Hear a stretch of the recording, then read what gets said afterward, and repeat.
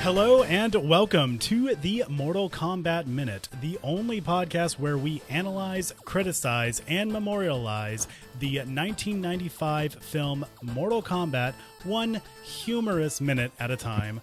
I'm Phil Casper from philcasper.net. I'm Spanish from GameFixShow.com.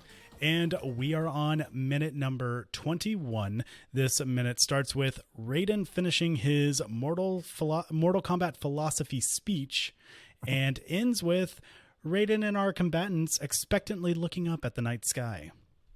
I like how you said that this is a comedic moment, because this minute has that one piece of comedy in it, and which is so funny because they had Raiden become the comic relief in this case, even though, I mean, you have Johnny Cage, what else do you need? But in this case, okay, this is what they did.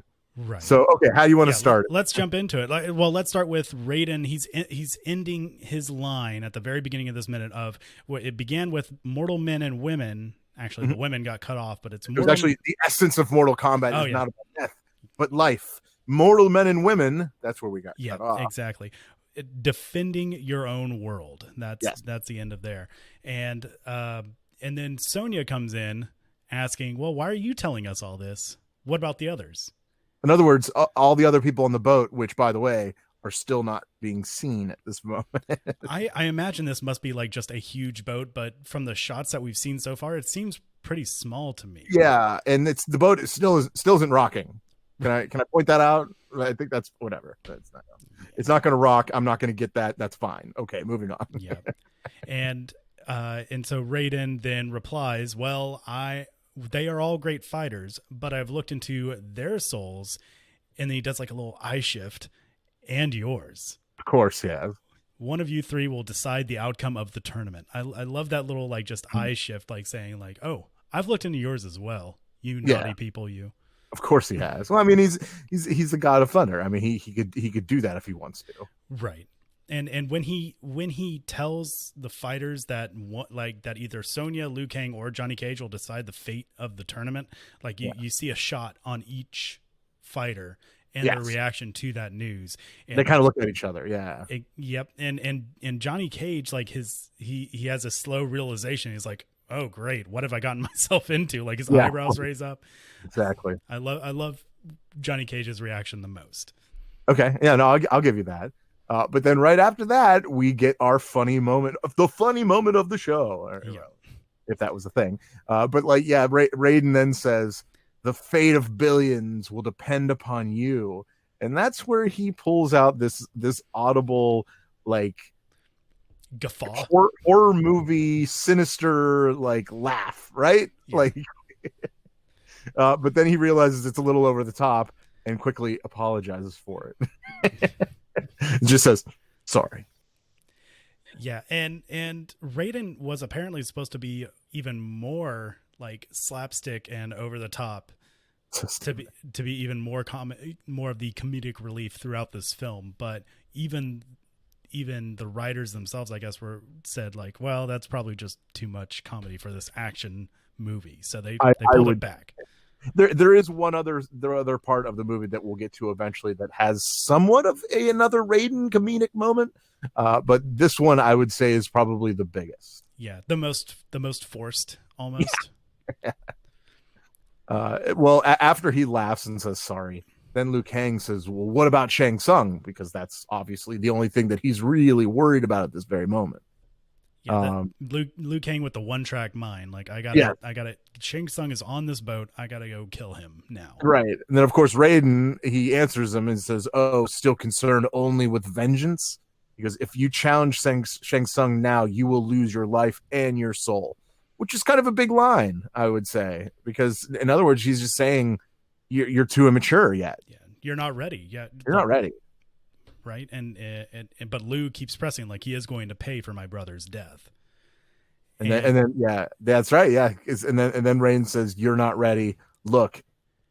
Oh yeah, at first he's just, "You're not ready." There's a pause there. Right. Like he gives like Raiden, like you said, you know, he sees Liu as just still too immature, so he just sighs. and then he delivers like the "you're not ready" line, saying, like, hey, like it's like he's looking at a child saying, I admire your passion, but listen, dude, you're not ready. Just patience. Hold on. Yeah, it's like he has more to teach him. I get that. That's fair. Yeah. But right as that happens, there is a little bit of a pause. But then there's this, I don't know, like a swirling sound. Like wind starting to pick up, something like that. And he says, "Look, it has begun," like that, which is kind of a bigger line in the next minute, right? But not by him. And all of our fighters start to turn to see what has begun, and they start looking up into the sky as this swirling, storming sound grows louder and louder. What I noticed, and if you know about movies and like how they film them, a lot of things, like something like this, that sound wasn't even there. They are acting like a sound is there, and I would imagine that sound was probably put in during post production. Oh, right. Almost certainly. Okay, all right. Yeah, that's what I figured. Not like knowledge of the production process myself. Yeah, right. Definitely all that was done in post for sure. That was done afterwards. Yeah. The only thing that they have there would be for like lighting and stuff. But the sound effects come way in post production. Right. Speaking of post production, I have some trivia here. That I wanted to go ahead and throw in about Raiden and Christopher Lambert, the actor that plays Raiden. He also voiced Raiden in the French dub version of Mortal Kombat. So he speaks French fluently. So he decided to go ahead and do the French dub version himself as well.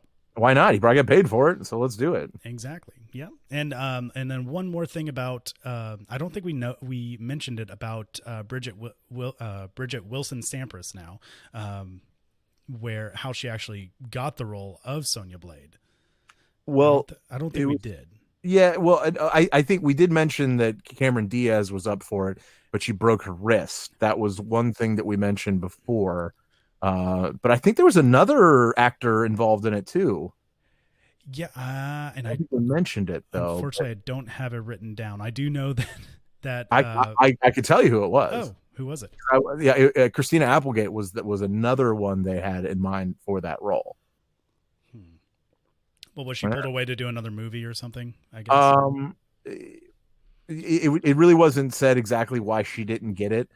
Cameron Diaz actually did get it, but because she broke her wrist, she didn't get it. Yes, and when she broke her wrist, that was right around the time when Bridget actually wrapped up shooting on Billy Madison. Right. Yeah. And so she said, "Okay, fine. I'll go play the part of Sonya Blade." And she literally flew out basically the next day to go shooting. Yeah. She didn't even have any time for training. She was actually doing her fighting training in between all her other scenes. That seems insane, but I get it. Dedication to the role. That's for sure. Got to do it. Yeah, for sure. But those were the only little bits of trivia that I wanted to throw in to this one, since we have the characters. I mean, I could also throw in some character bios as well, if you'd like. If you'd like to, yeah, I think we got an extra minute. Sure. Well, since we have Raiden mostly talking through this minute, I figured to go ahead and give his character profile from the Mortal Kombat DVD special features. Sweet. His age is eternal. Mm-hmm. He is 7 feet tall. Weighs 250 pounds. Hair is white. Eyes, none. He has no eyes. Well, yeah, right. His legal status is mystic. Does not apply. Known relatives, none. Occupation, warrior. That's not entirely true, but go ahead. Yeah. Hey, this is the DVD canon apparently. Fair enough. Character background for Raiden. The name Raiden is actually that of a mystical warrior who lives among the thunder clouds. It is rumored that he received a personal invitation from Shang Tsung himself to compete in the tournament and took the form of a human. His elemental powers make him a dangerous foe from both the land and the air. Okay. I know, like, having knowledge of the video games, it's not exactly what we've come to know from the actual game canon. Right. But that's what I have on the DVD. Okay. Yeah. if you really want to go a little bit further, as far as there is other like who Raiden's father is. That there is according to the wiki, I can tell you that Shinnok is actually Raiden's father. Oh, really? If you want to believe that, sure. And his brother, or it could be half brother. That's really hasn't really been said. But well, let's just say brother for conversation's sake. In this case, Shao Kahn would be his brother, but that's if you believe that. Interesting. Mm-hmm. Now you got me intrigued. Now I want to go read up on that. Yes. So that's kind of an interesting tidbit I wanted to throw out there. That yeah, Shinnok. I like, but that you see that information didn't really happen until probably less than 10 years ago. You know what I mean? Oh, So okay. that's not really something that deep that until they kind of like made it up. Right. I mean, That's something that developed way after the Mortal Kombat movie was. yeah. Was I mean, out. hell, as far as Kano goes, and we're kind of getting on a sidetrack here, but as far as Kano goes, Kano wasn't even supposed to be Australian. He was supposed to be like Asian American. Right. But because the actor portrayed it in the movie so well, actually Ed Boon went forward and made his character Australian because of the movie. Right. That's an interesting fact. Yeah, that's a good little. That's a good twist. Yeah. But as far as this minute goes, that's all I have. Yeah, that's all I had to. Yeah. Okay. All right. Well, thank you so much for joining us. This concludes this minute. And once again, I'm Phil Casper. I'm Spanish. And we'll see you next time on the Mortal Kombat Minute.